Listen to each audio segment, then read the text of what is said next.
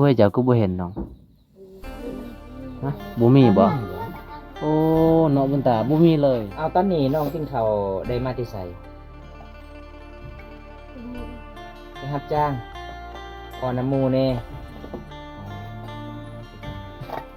น่าสงสารแล้วเนาะบุญตาเนาะ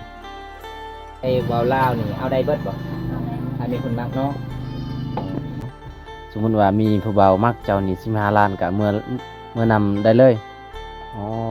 ขางัวขาควายบ่มีบ่น้องบ่มี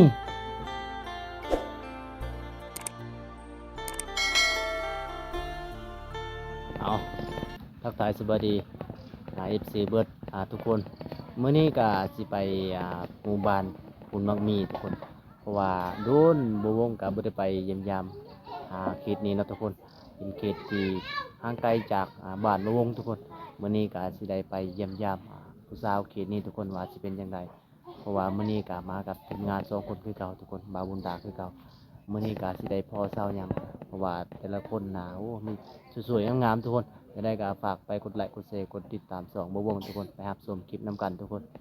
ตอนนี้ก็มาฮอดจอดถึงหมู่บ้านผุนเมืองมีทุกคนป้อนะหมู่บ้านนี้ก็จะมีมะพร้าวอยู่ในรอบๆหมู่บ้านทุกคนพุ่นมีมะพร้าวหลายเลยเบิ่งในเฮือนผู้สาวนี่ก็เขาเจ้าก็เฮ็ดคอกรถไว้ทุกคนเพราะว่ามีขโมยหลายแถวกินน้องนี่นะเขาเจ้าขโมยหลายขนาดซ้ำนี้เขาเจ้ายังเอาได้ทุกคนจะได้ก็สิไปขึ้นเฮือนผู้สาวก่อนทุกคนนี่ เป็นจากสาวยังกระบูเพราะว่าโบวงก็มาครั้งแรกทุกคนมาครั้งแรกที่ได้ไปหาน้องคนนี้นะซื้อยังได้ก็บ่ได้ฮู้ทุกคน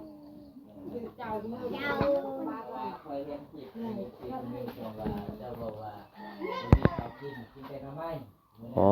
ทุกคนเบิ่งรอบๆก็จะเป็นทุ่งนาปุ่นเป็นทุ่งนาสุดยอดบรรยากาศยังได้ก็สิไปบอกกับสาวทุกคน อ๋ออยู่นี่ก็เป็นเฮือนครัวทุกคนอยู่บอนนี้เป็นเฮือนครัวนี่บอนเขาเจ้าเอาไว้ซาลี่ทุกคนซาลี่ที่ไปปลูกปีหน้าเพราะว่าสิเฮ็ดเนื้อพันธุ์ปีนี้ต้องได้ตากไว้หลายๆหลังคาต้องได้ติดกับเตาไฟทุกคนนี่จังซี่เลย โอ้นี่บ่ห้องนอนเจ้าบ่น้อง สบายดีแม่ สบายดีลูก พี่น้องเอ้ย อันนี้บ่ อันนี้ล่ะทุกค โอ้ นเครื่องของบ่มีเลยเนาะเครื่องของเนาะผ้าห่มก็มีแต่สำนีพี่น้องเอ้ยห้องนอนซาวไปพี่น้องเห็นบ่มันก็ประมาณสำนีพี่น้องโอ้ยพี่น้อง นอนกันจะคนน้อง นอนจักคนน่ะ3คน ป่า นอนได้จังใดทุกค อ้าย น เห็นเจ้าถ่ายวิดีโอมื้อนั้นเวลาน อน จบก็จะ นอน เปียก สาม บ่ คน เจ้านี่ แปลก เปียกหมดเลยอืม เปียกจุดใดล่ะ จุดนอนนี่บ่ บนนอนนี่บ่ บ้านนอนเปียกหมดแปลก อ๋อ พี่น่าสงสารอยู่ได้พี่น้องอันนี้คือห้องนอนของน้องมึงมีแต่ผ้าห่มสองอันนอนกัน3คนอันนี้มันยังไงน้องใส่อยู่ในกระสอบนี่สิ้น สิ้นเนาะ โอ้ มันชิ้นผู้ใดตำนะชิ้นเจ้าประตำบ่จะตำเป็นบ่ เป็นเป็นอยู่บ่ โอ้ ทุกคนเลยเป็นเด้อ อันนี้คือประตูเนาะนี่เนาะ ตู้บ่นี่ โอ้ เอาเสื้อผ้า โอ้ ประตูเอาเสื้อผ้า พี่น้งเอ้ยสงสารน้องหลายเลย เอา ทุกคน เสื้อเลยทุกคน เบิ่งทางนั้นก็เป็นปล่องเบิดแล้ว มาสินอนแบบใดเนาะน้องแบบนี้นะห้องนอนเจ้านะ อันนี้คือมุ้งเนาะนี่เนาะ อ๋อผ้าห่มเนี่ยอยู่ไสผ้าห่มเจ้า อยู่นี่ มีแต่ซ้ำนี่ พื้นเดียวบ่ โอ้ยพี่อง สามคนนอนพื้นเดียว ถ้าสมมุติว่าคันมีผู้บ่าวมาเล่นแม่แอนเจ้าคือต้องขึ้นจุดนี้อ๋อคันลิ้นนั่งลมผู้บ่าวอยู่ตารางเลยบ่ได้ต้องลิ้นอยู่ห้องเนาะเพราะว่าห้องนอนก็บ่แม่นห้องทุกคนบ่มีประตูเลยเด้ มีแต่ผ้าห่มพี่น้องเอ้ย แม่นบ่มี นี่ เลย เห็นบ่พี่น้อง เข้าไปเลยพี่น้องเอ้ยนี่ล่ะพี่น้องเอ้ยเดือนของเสาไป อันนี้ก็คือสำหรับพระเจ้าก็เอาไว้สิ้นใส่ในกระสอบเลยพี่น้องเทศนบทพี่น้องศาสตร์ก็บ่มีบ่น้องเพื่อนเจ้า มีสำนี้เนาะ มีแต่อันเดียวนี่เลย พี่น้องเอ้ย โอ้ อันนี้ก็คือห้องนอนสาวโสูตรทุกคนตอนตามาครั้งแรกกับทีมงานเฮาอัปเดตวิถีชีวิตสาวลาวเขตหมู่บ้านนี้กับแบบนี้ล่ะทุกคนเลย อันนั้นเด้ผ้าห่มนั่นก็ปิดประตูทางนั้นอ๋อ อีพ่อไอ้แม่เจ้าไปนอนทางใดบัดนี้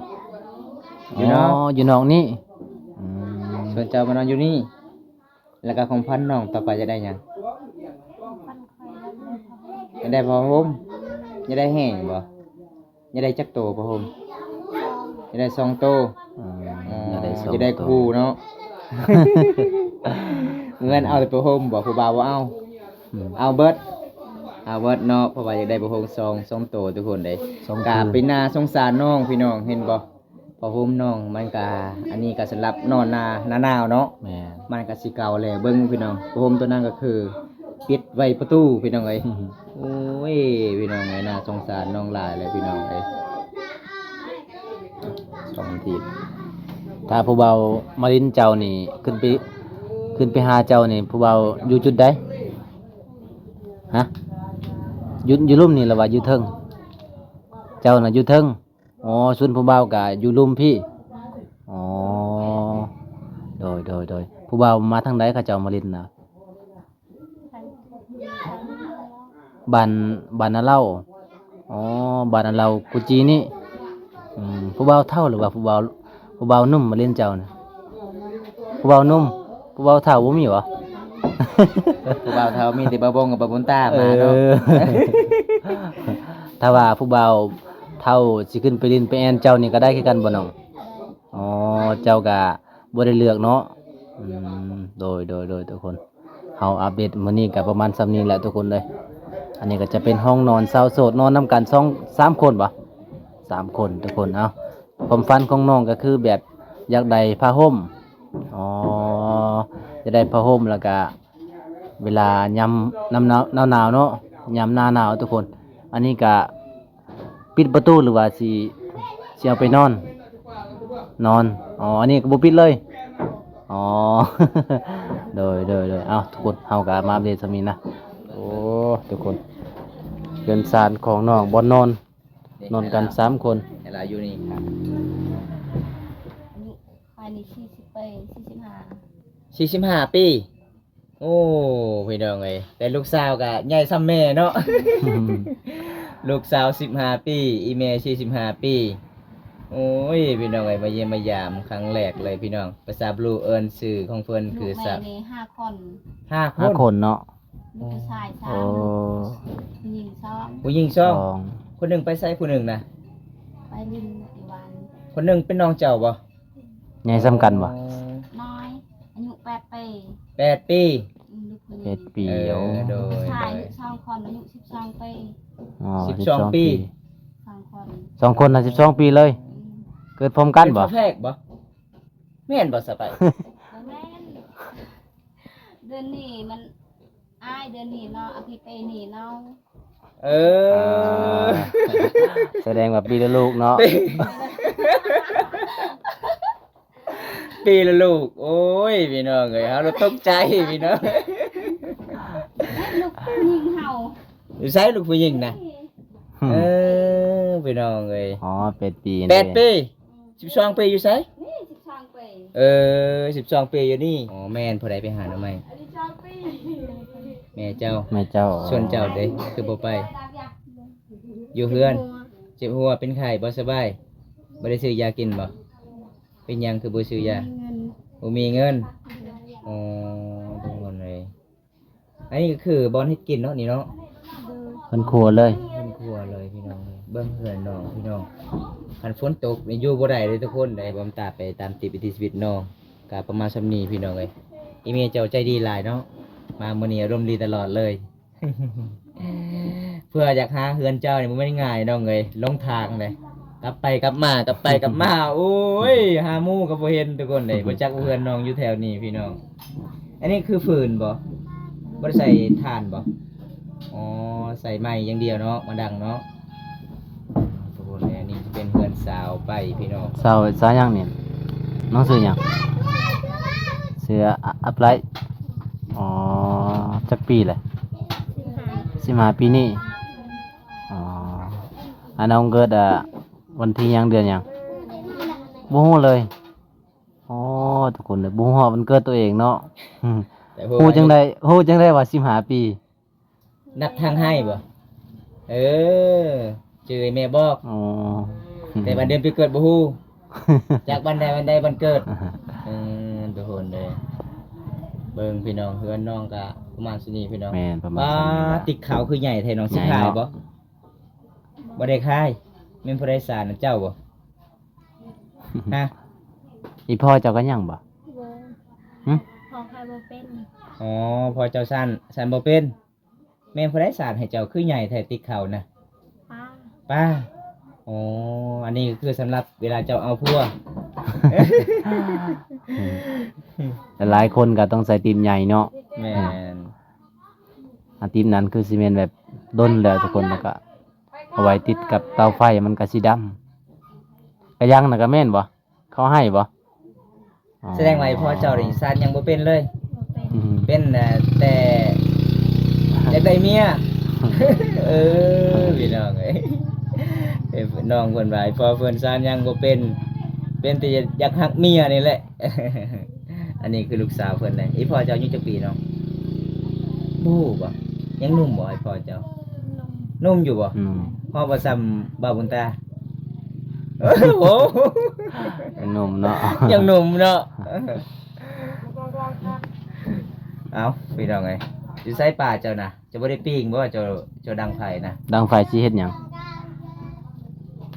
หึ ฮะเจะสิกินปลา ปิ้งปลาบ่ ปิ้งปลาเจะสิปิ้งปลาเอาดังแล้วแม่ไฟเจ้านะเบิ่งควันมันโอ้ยพี่น้องเอ้ยโอ้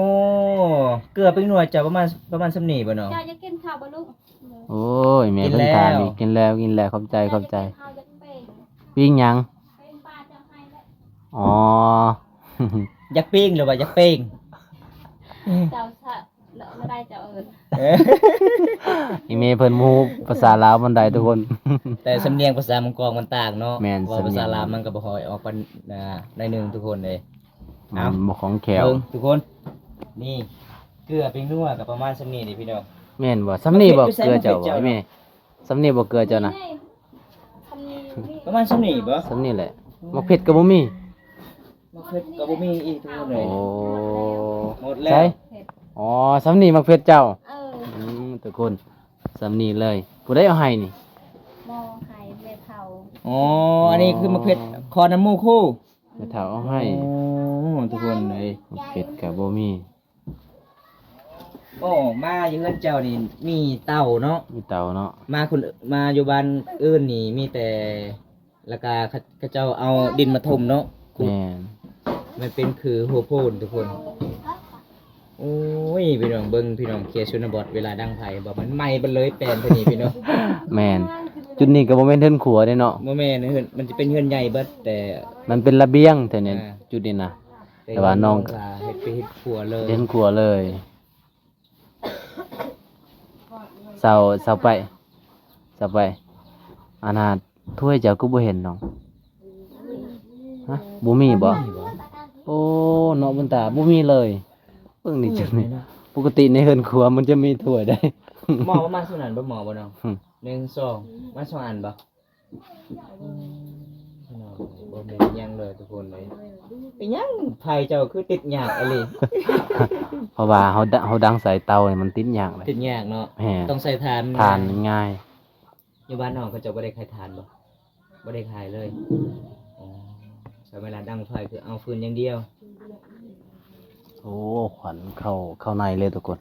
เพราะว่ามันบ่มีเฮือนครัวนะมันเป็นเฮือนครัวนี่ควันก็สิบ่ได้เข้าในเฮือนดอก ก็เฮิ่มบ่ก็เฮิ่มแต่เด้อ ตะดังสิ แต่กันก็เฮิ่มมันแต่เบิด เกยเพิ่มให้ฮะเกยเพิ่มให้มันเกยตลอดเลยเปิดบ่นะ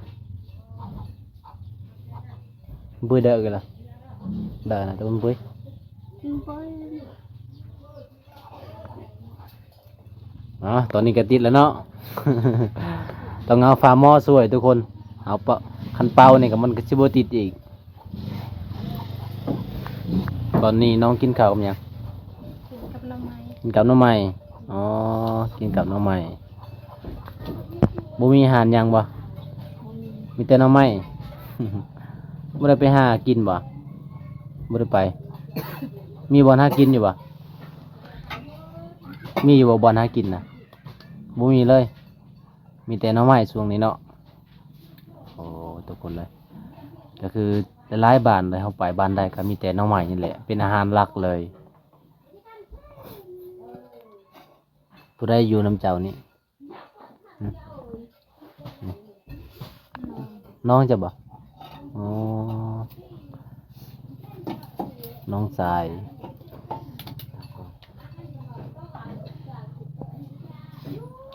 คันนั้นคันมีทานเนี่ยเฮาปิ้งปลาเนี่ยคักอยู่น้อย แต่ว่าพื้นนี่มันควันมันสิถึกอะนะสิถึกปลาเฮาปิ้ง ให้ไฟลุกก่อน ให้ไฟลุกก่อนให้เป็นทานก่อนจึงมาปิ้งโอ้ดับอีกแล้วเนาะ ยากอะเนาะไฟเจ้าเนาะย่านไอ้มามื้อนี้บ่มันติดยากบ่เนาะ อืม ตอนเช้าแม่นผู้ใดนึ่งข้าวเนาะ แม่ นี่แม่ตอนแรงคือน้องอ๋อ แบ่งกันเห็ดเนาะ ในหมู่บ้านของน้องนี่สาวลาวหลายๆคนส่วนหลายเขาเจ้าบ่ได้เรียนหนังสือบ่ บ่ได้เห็นเลย เป็นหยังบ่ได้เรียนหนังสืออยากเอาผัวแต่น้อย เป็นหยังไปไหนบ่สบายจักมือเลยบ่สบาย บ่สบายปะ โดย อืมขนายเป็นหมอนี่สิกวดให้เบิ่ง บ่มียาบ่อ๋อก็อยู่แบบนี้แหล้วเนาะ ถ้าให้มันดีเองมันทุกคนอืม โอ้ยน่าสงสารน้องหลายเลยทุกคนเลยน้องเป็นไอบ่สบายแน่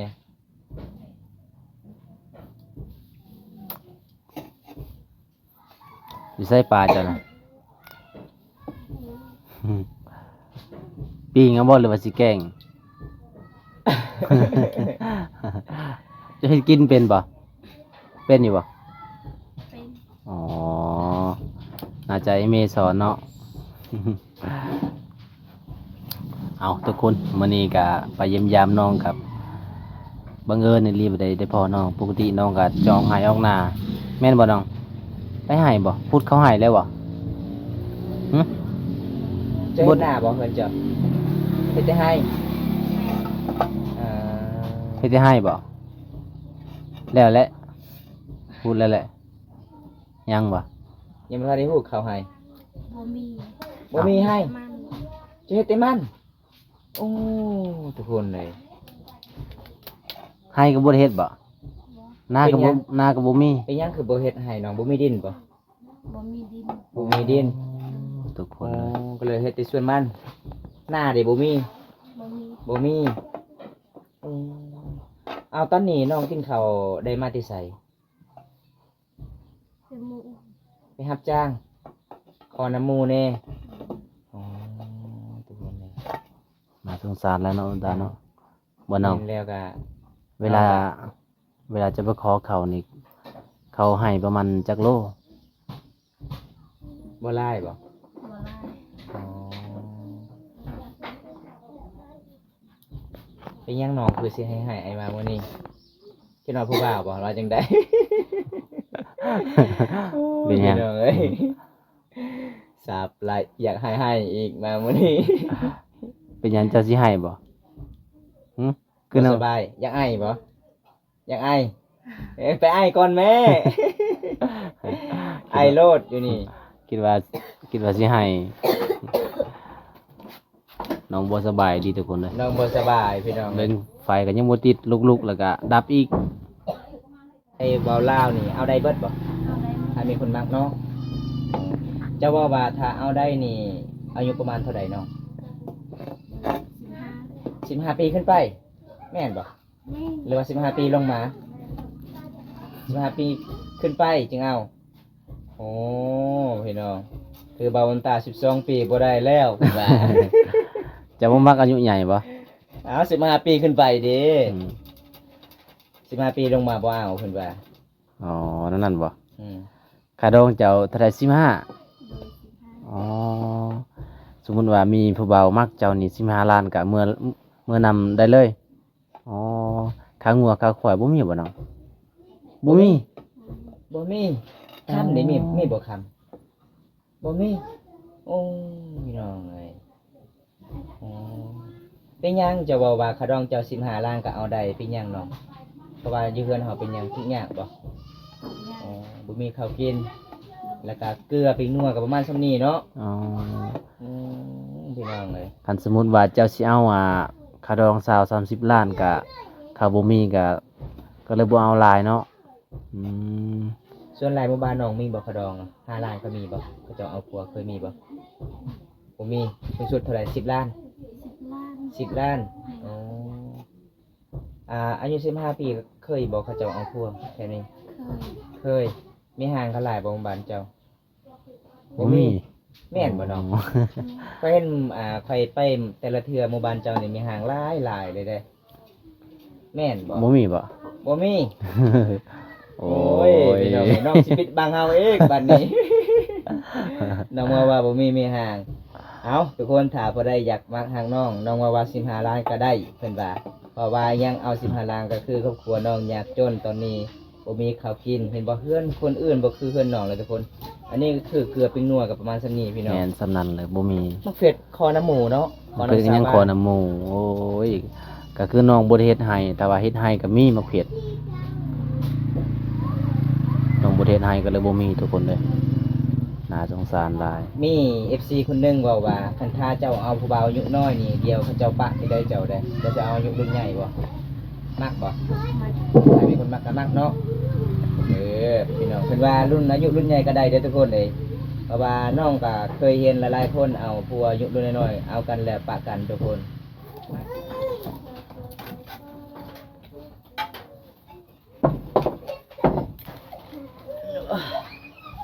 เพื่อสิติดกาพอแห้งเนาะโอ้ทุกคนเลยสิได้กินอยู่บ่ คันหิวข้าวแห้งๆนี่ก็สิบ่เฮ็ดแหละ กินแต่ข้าวที่ดอกแหละ เพื่อมันสิเป็นฐานพอแห้ง น้องเสื้ออะไรครับบัดนี้เนาะสูตรบาวงเห็นบ่สูตรเจ้ามันบ่ได้แล้วสูตรเจ้านี่ ติดแล้วเดี๋ยวก็สิได้ปิ้งแหละจักมื้อแล้วน้องบ่สบายนะ 2-3 มื้อแล้วอ๋อก็ยังบ่ดีเนาะให้มันดีเองมันบ่น้อง บ่มียาซื้อเนาะบ่มีเงินซื้อ ยาซื้อ บ่ได้ไปกวดเลยบ่อยู่สุสลาบ่ได้ไปกวด อ๋อ คันเฮากวดนี่เขาเอาเงินแพงบ่น้อง แพงบ่เขาเจ้าอะนะ ไป โอ้ประมาณเท่าไหร่ 80 โอ้80,000เนาะ ค่ากวดซื่อๆอืม ค่ายาแล้วต่างหากอีกอ๋อเคยไปกวดบ่น้องเคยไปกวดบ่เคย ตอนนี้บ่มีเงินจะเก็บก็เลยอดอยู่เรือนแต่มันเซาเองเนาะมันบ่เซาง่ายแต่มันยากเลยเดี๋ยวนี้ใกล้สิฮอดหน้าเป็นหวัดหลาย แม่นเจ้าเป็นไข้เลือดออกบ่ บ่แม่นอ๋อ ไข้ยุงหลายเนาะ คิดว่า ส่วนหลายเขตชนบทมี ไข้ยุงลายก็เห็นซองเบาโกยผู้หนึงเนาะก็เป็นย้อนไข้เลือดออกนี่แหละ แบบบ่มีเงินสิไปรักษาก็เล เป็น ย ไข้ยุงเด้ แม่น ยุง เสียชีวิตเลยก็เป็นห่วงน้องนั่นแหละยันว่าเป็นไข้เลือดออกก็ไปกวด เป็นหวัดซื่อๆเนาะเดี๋ยวมันก็ดี